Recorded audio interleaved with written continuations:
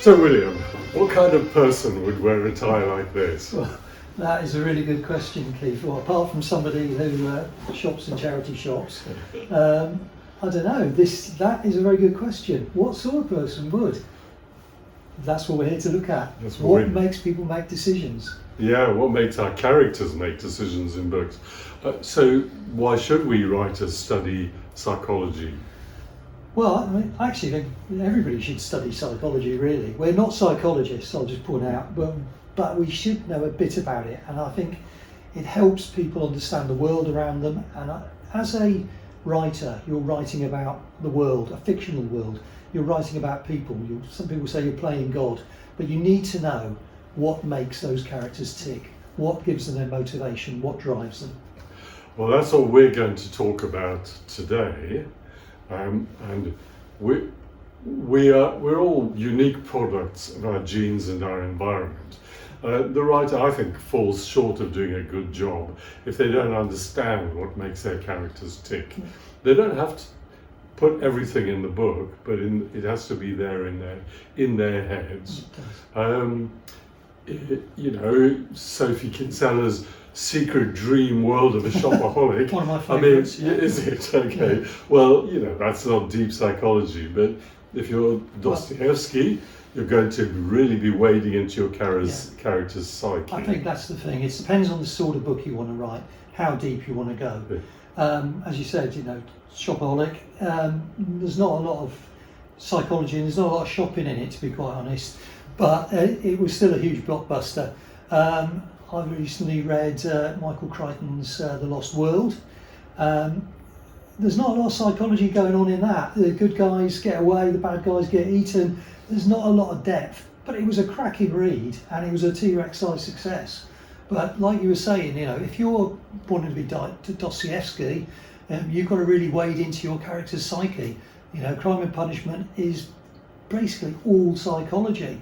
It's the story of Raskolnikov, who is a fetid bundle of psychology, and why did he do what he did, what motivated, this is what the book's about. But most of us won't be writing Crime and Punishment, we'll be writing something in the middle between that and Secret Dream World of a Shopaholic. Well, you don't want Dostoevsky nowadays, it's a bit heavy going, but nor do you want wacky races, do you? No. You don't want stereotypes, because people, or maybe people do like some kind of stereotypes, but my feeling is that the best modern writers now they still have the depth of psychology, but they've understood the modern audience as like a good ripping plot as well. Yeah. So they're much more interesting to read. Do you know what? Just the thing about your characters is you can take an average. That's what stereotypes are. They're an average of all the people like your character. But just as the average family has, whatever it is, 1.94 children, there isn't a single family in the whole world that has 1.94 children. So you need to pick specifically what your character is like. Yeah. I think so, yeah. And I think for what we're going to want to get across to people is you've got to find a happy medium. You need to have some sort of idea about the psychology of your character, because otherwise they can become flat, they can be unbelievable. I always like to quote Hemingway because he said everything really, but he said that motivation, every character needs to want something, even if it's only a glass of water, and I'll go along with that. And he also, I always say this to people when we talk about writing, it does come down to these basic three things. Hemingway had three tests. Do I believe this? Do I care about these people? Will I continue to care? And the psychology of your characters is all three of those. Do you believe what they're doing? Is it consistent? Do you care about them because of what they're doing? And do you continue to care about them as you read on? And I think, that's, for me, it's that simple. But then, in some ways though, why, Keith? Why do we need more than just observing? And we can observe how people behave, but we need to go a bit deeper than that, yeah?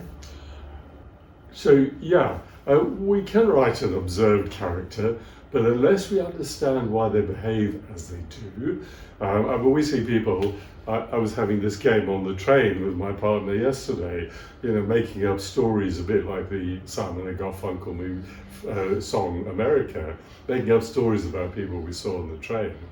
But that's not good enough. We need to understand why they do what they do.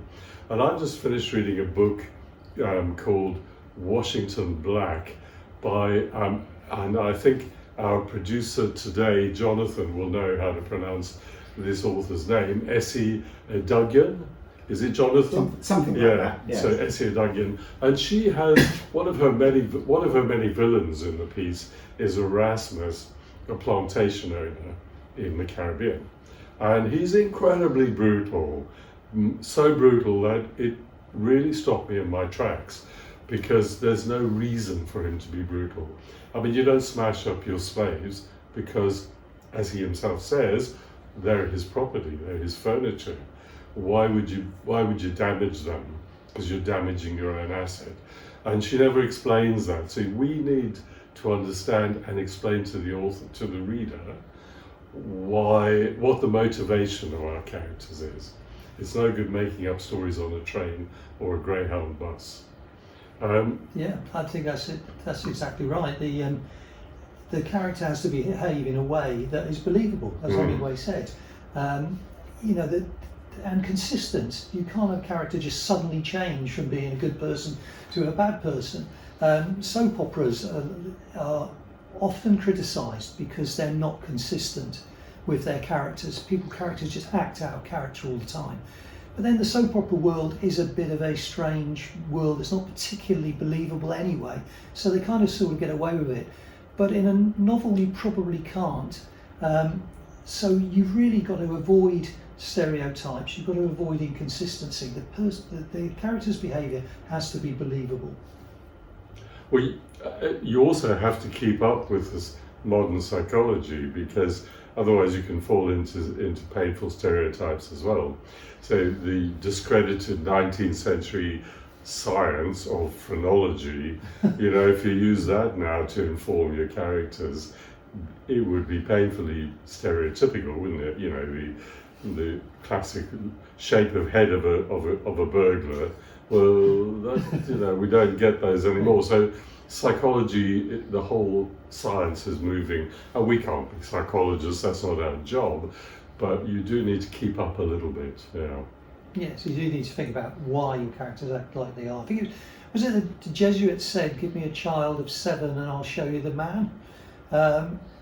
So unique and interesting fictional characters, they generate unique and interesting plots. They're essential to it. You have to ask, but then why does one person take stress in their stride while another person like me falls apart? Well, have you come across Maslow's hierarchy of needs? It's a basic pyramid of what we need in our lives, and it starts. I'll run through from the bottom upwards. The first thing is your physiological needs: food, shelter, clothing. Then safety and security. So your job, your life, somebody threatening you. Then your love and belonging, your friendship needs, and esteem above that. And finally, self-actualization, as it's called, whatever that actually means. I suppose it means the ability to expand yourself, to learn new things, to find. So your character, that question that you raised a moment ago about why does one character fall apart under stress and another doesn't, it depends a little bit on Maslow's hierarchy of needs. So if they're if they're still on the bottom rung or the second rung, looking desperately for safety and security, they're going to feel very threatened all of the time. Whereas somebody who's gone above that, whose needs are met, is going to be much more secure in themselves. Yeah, that's it. That's really interesting, and also that would have informed your plot in a way. I mean, just thinking about The Lost World, that security was that's everybody's motivation. Yeah. That's where they're on the bottom line for the whole book there. But I suppose then you're saying, like, you can't expect a child who's grown up then in an environment where they've been like sort of abused, or they feel very insecure, to become an adult that will be in touch with their feelings, because they're on that. So they'll be permanently alert to fret all the time, ready to fight. So you're putting them on that level, on the lowest level. That's the sort of personality they will have. Yeah, absolutely. So how have they learned to control the world? So a good balanced person really just accepts the world more or less as it is. Someone who isn't balanced wants to fight it all the time. And so what is your character's automatic go-to response to dealing with chaos? What's their default flawed response? The answer comes from that character's core beliefs about reality, the precious and fiercely defended ideas around which they've formed their self. So this book that lives on my bookshelf or on my desk quite a lot, Will Storr's The Science. It's a strange cover because it's quite hard to tell what the title is, but it's The Science of Storytelling.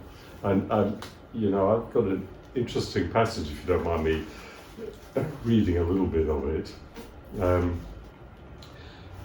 So in order for them to change, our protagonists need to start off broken. And later on he says, in order to locate the thing that they're irrational about, and I suppose we all are about something, we need to ask what they make sacred. The things we make sacred are, to a great extent, the things that come to define us.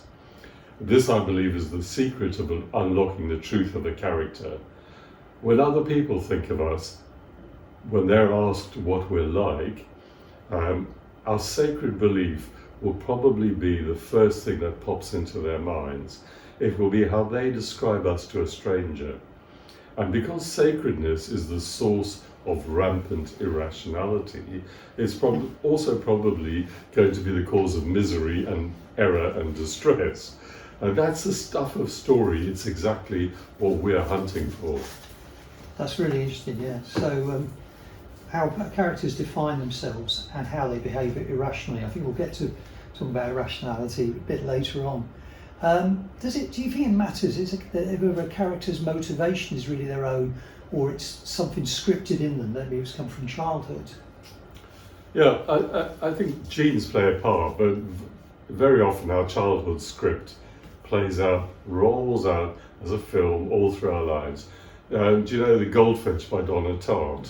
They made it into a movie as well, didn't they? So in that, Theodore is traumatized by his mother's death in a museum bombing. And as an adult, he is attracted to danger, to art theft and substance abuse, and that helps him. It doesn't help him, he's trying to escape his childhood memories. And so through the psychological lens, we see developmental trauma followed by compulsive reenactment, and that allows us, the reader, to empathize with him. Without this context, we might feel more contempt for his flaws. He steals paintings. Does that? So where does all this fit in with the idea, I'm sure you know about it, of the big 5 psychological traits? Well, I think there are. I mean, one of them is conscientiousness. Here's an example for you. Captain Jack Sparrow in Pirates of the Caribbean. I mean, it was a book as well as films, like a children's book, but he's pretty disorganised and reckless and a bit of a mess, to be honest. But we don't really know anything about how he came to be like that, the way he is. But I think, Keith, you told me, and you've read about pirates, that many of the 17th century pirates, they actually started off as indentured servants, and they were very badly treated. They escaped brutality. They were on Caribbean plantations. The masters didn't treat them well. And then when you realise that and you understand where that came from, you realise that they haven't really got any conventional morality, and that's created the way they've become. Even for a character like Jack Sparrow. But we do look at psychological traits, but for me, the most important trait I always see is selfishness. As I see it, most people are self-centered. David Foster Wallace, the writer, he said that a lot of that came from childhood, and he said that children would think that the world revolves around themselves, that everything is done for them, and he writes very well about this, about how he felt as a child. And as I see it, some people do change and they grow up and they mature, but a lot of people don't. They stay childlike forever, and you can tell that by watching reality TV. I often see that most people are pretty self-centered, including the people who pushed past me when I was waiting for the Corsound ferry the other day. So I think often I start with the idea that a character is selfish, sometimes a selfish idiot, and then you build on from that. So do you think it's possible to write a compelling character with zero empathy and still get readers to care about them? I think readers need to care, as Hemingway said, but whether you have empathy with them is different. The Talented Mr. Ripley, it's a very famous book, Patricia Highsmith. Tom Ripley, he's been scored very highly for agreeableness on Maslow's pyramid, and that's how Patricia Highsmith wanted you to side with him, even though he's a cold-blooded killer and not particularly nice. But you still have empathy with him. So a reviewer called Sam Jordanson wrote a piece in The Guardian about that, and that might be interesting gives an interesting perspective on Ripley. Is this where he said it's near impossible not to root for Tom Ripley? That's the one. Yeah, not to like him, not on some level to want him to win. Patricia Highsmith does a fine job of ensuring he wheels his way into our sympathies, is what he wrote. Yeah. That's the behaviour of a psychopath. I mean, Book magazine ranked Ripley in its list of 100 best characters in fiction since 1900. That's a long time, isn't it? So is he a psychopath or a sociopath? What about Patrick Bateman in American Psycho, or Hannibal Lecter in Silence of the Lambs? Well, I think, yeah, it's interesting characters, all of these. I think, was it a psychopath he behaves in a way because of his own genetics, whereas a sociopath, it's learned. Yeah. I'd say, Bateman is interesting. He's a product of his own madness, and that's a very psychological novel. Hannibal Lecter, in the early novels, he's just evil, really. We don't really know his motivation. Later, Thomas Harris wrote novels which explained his motivation more and gave him some exposition. But it didn't really matter, not in those early books. Actually, Clarice Starling, the FBI agent, is the real psychological study in The Silence of the Lambs. It's more about her and how she changes. But again, sometimes working out what a character did or what he or she doesn't do, that forms the core of the book, and what drives them to do that. Again, I'm thinking of Raskolnikov in Crime and Punishment, or Patrick Bateman, or Giles Trenchard in a marvellous book called Lord Jim at Home, where again he behaves in a way which is all rooted in psychology. Mm. So in my novel, The Chaos Game, I have a character I would consider a sociopath because his personality was moulded by childhood trauma, neglect and abuse. You're talking about Sean, is that right? The British soldier. He's now on holiday in Crete after he'd been in Afghanistan. Yeah. Or if you forgive me plugging my own novel, that's The Chaos Game there. And so on my first pass of writing The Chaos Game, Sean felt to me a little bit thin. As he's a catalyst for much of the drama, I wanted to give him much more depth, or the reader wouldn't be convinced. In another book that I really enjoyed reading and got a lot of value from, the 0 Degrees of Empathy by the psychologist Simon Baron-Cohen, who's a cousin, I think, of Borat, Sacha Baron Cohen. So he helped me to understand and explain Sean. So it's best when you're writing, don't don't dump information on your reader because they get bored. You need to feed it in, find ways to carefully feed little tidbits about the personality of your characters. So can I read the book? Can I read something from this? Is that right? Certainly, go ahead. Yeah. It's a very good read, everyone. I've read it. It's very good. So Sean and his friend Baz are both soldiers in the British Army, are on the run in Crete. They stopped to examine the second dog, a dirty mongrel with mad eyes, and Sean said, "Who would treat a dog like this? Bloody Greeks, they deserve whatever they get. My ma would have gone wild if she could see this." "Yeah, she liked dogs, didn't she, your mother?" "Sometimes I wished I was one," Sean said. Yeah.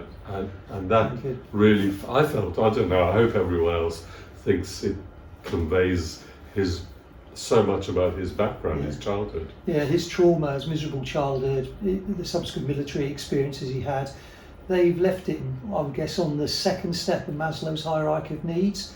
So he's in constant search of safety. And it provides us an understanding of why he is the way he is, and he's always ready to fight. Because for him, the world hasn't really got any safe havens. Yeah, absolutely. So PTSD, well, what about the 7 deadly sins, you know? I mean, most of these villains we write, even our heroes, are guilty of some of those, aren't they? Pride, selfishness. Where do your characters fit in with that?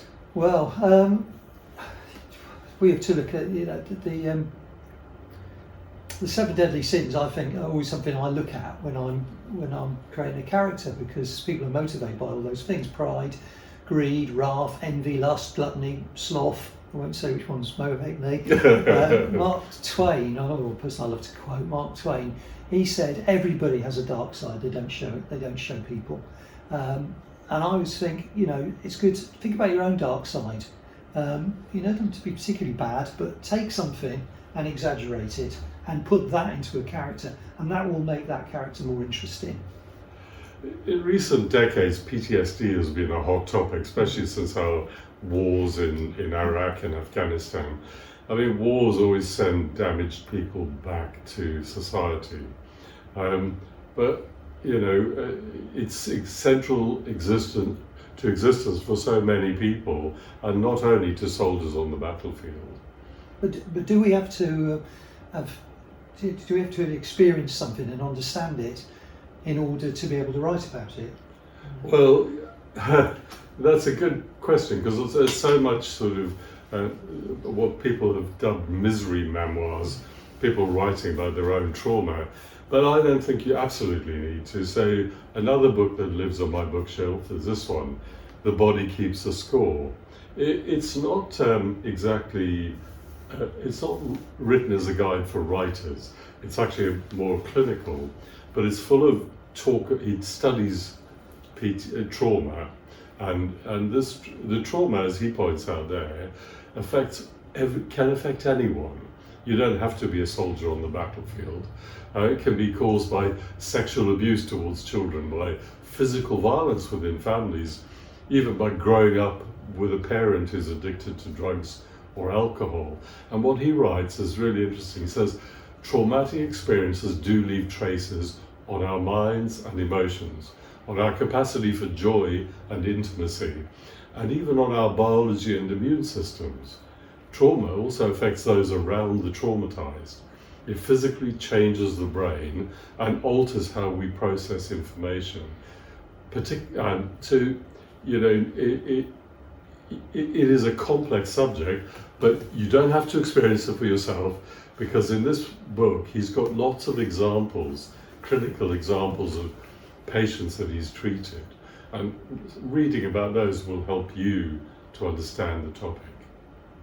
Right, so in trauma, the survival brain, I think he talks about primitive and reactive.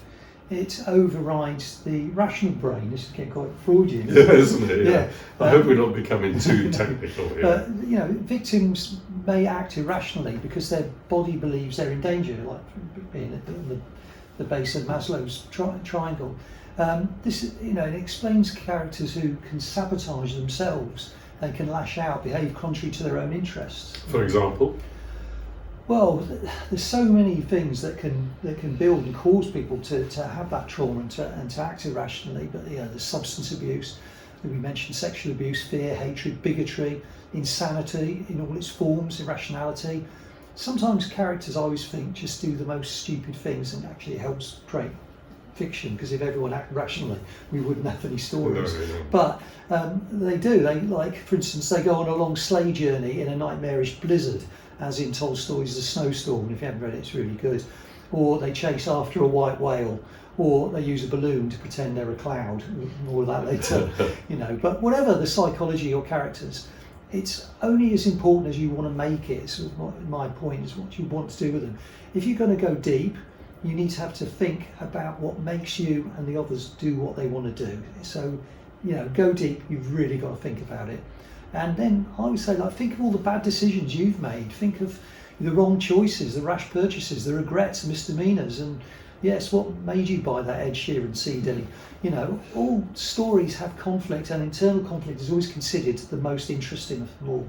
So, take a long look in the mirror, metaphorically, not necessarily physically, but, and think about what makes you tick and put it into your characters. These days I tend to avert my eyes when I look in the mirror. We read, as writers, we're often told and we read about character arcs, which suggests that characters have to change.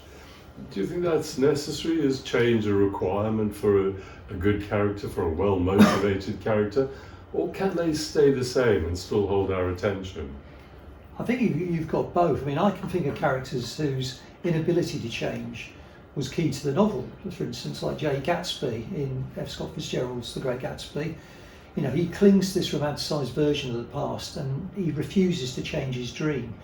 And his inability to change that is his tragedy, his inflexibility. Gatsby's motivations, they're clear, but he's inflexible, and his refusal to grow is what ultimately leads to his downfall.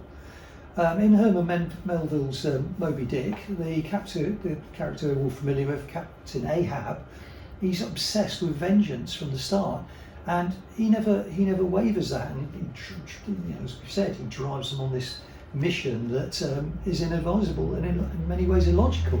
But it's this monomania that creates the escalating tension and leads to his inevitable destruction, but also it drives the plot. And he's compelling, not because he grows, but because he stays the same, because he's got fixed motivation, and that becomes increasingly dangerous for him and for the other characters around him. So that takes us back to Will Storr's sacred flaw idea.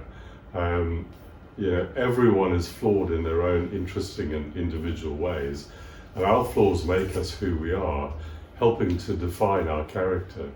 And our flaws also impair our ability to control the world. They harm us, as happened with Ahab and Jay Gatsby.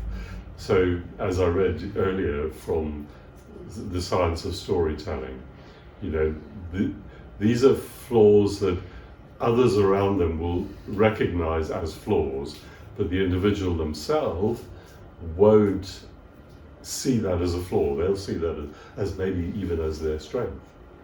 Do you think motivation's hardwired, like your personality is, or do you think it can shift with the context of the story? Well, your core traits may shape how you express your motivation. Your context and pressure often determine what you're motivated by, and story is the crucible where these two forces collide. For some characters, motivation is influenced by hardwired traits, like Elizabeth Bennet in Pride and Prejudice. She's in the big five traits. She's high on openness, high on agreeableness, and low on neuroticism. Her motivation is to seek personal authenticity and intellectual respect, even at the cost of social standing. And that's what makes the book so compelling over so many years. Her decisions are consistent with her personality. She resists the pressure to marry for wealth. So she's high on esteem under Maslow, because she's putting that above her needs for safety or security in the marriage. And I suppose we could also look at Winston Smith in 1984, George Orwell. At first, he's very, he's conscientious and he's open to experience.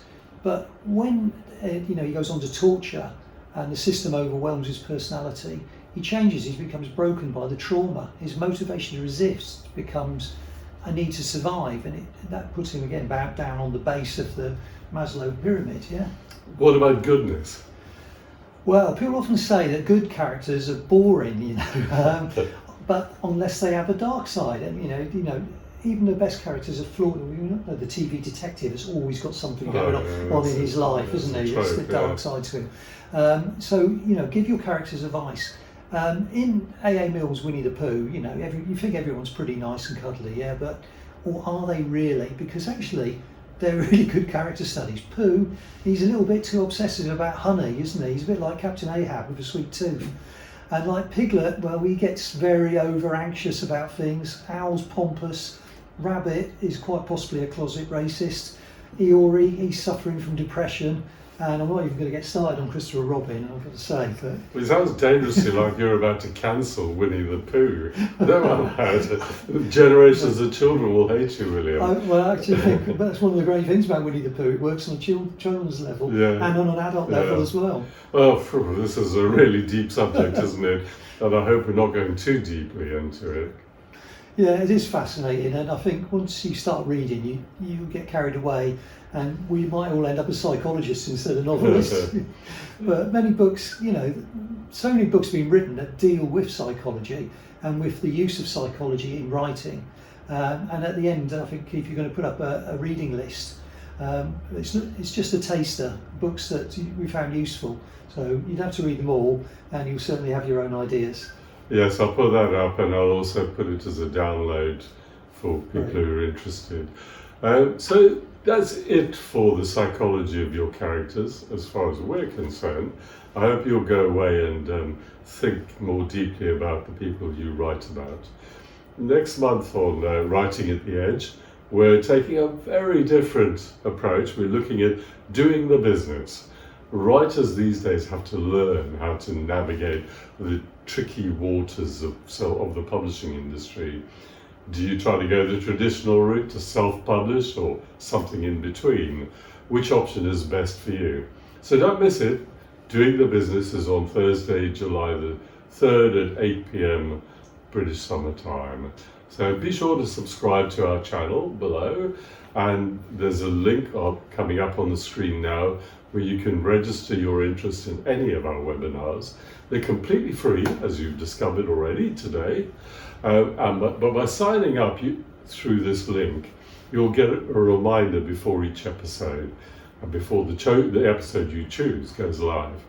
You won't be bombarded by every episode that comes up, but you'll sign up for each month's episode. And if you've missed the live broadcast, you can watch again any previous episodes on catch up. Great. Please do that. So before we go, a quick word about our partner. So Writing the Edge is partnered with Winter & Drew Publishing, which aims to bring together the best of self-publishing and the best of traditional publishing. So should you submit queries to agents or go down the traditional publishing route? Well, or should you go down the self-publishing route? These are big questions. Well, with Winter & Drew's innovative hybrid publishing approach, you can have the best of both worlds. You can find out more on their website, which is on screen now. So finally, it's thank you from both of us and this month's producer, Jonathan Posner, for giving us your time and watching the webinar, which we hope you found useful. Thank you very much. Love to see you.